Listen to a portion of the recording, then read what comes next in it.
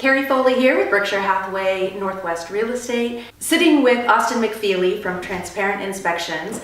Austin, just a couple of quick questions for you today. A lot of homeowners out there thinking about selling their home.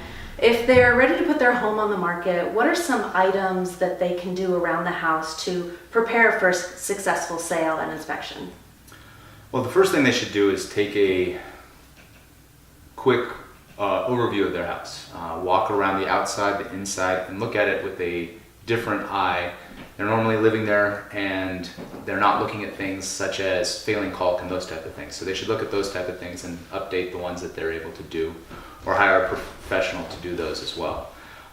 Good things to take care of are the furnace and water heater, things that they're not looking at or thinking about on a daily basis. Also, look underneath things such as fridges, dishwashers, sinks, where there might be some hidden defects that people sometimes pass up. The things that get called out most often on an inspection are things such as the furnace and items that you use on a daily basis but aren't always maintained as well as they possibly could be. Changing the filter in the furnace, caulking around bathtubs, and then making sure all the windows and doors shut properly, especially if you haven't used them in a long time. Sure. And of course, not too many people are looking in their attic and crawl space very often. Correct. What should they be looking for if they stick their head in there? If they stick their head in the crawl space or the attic, they're looking for moisture primarily. That's the number one issue that we have here in the Pacific Northwest. In the attic, you're looking at the wood sheathing that's underneath the roof. If that looks like wood, great. If it's discolored, got darkness or white, then we probably have an issue from moisture. And it might be a good idea to have a professional come in and look at it. In the crawl space, make sure you have a plastic vapor barrier. It can be black or clear, and that there's no water sitting on it, and that or underneath it for that matter, and that we don't have water coming in through the foundation walls. Okay, great. So let's say a homeowner has their home under contract, the buyer has scheduled an inspector, the inspection's happening today. What should they do around their home to prepare for the inspection that day? Well, for the inspector's benefit, you should clear out access for the attic.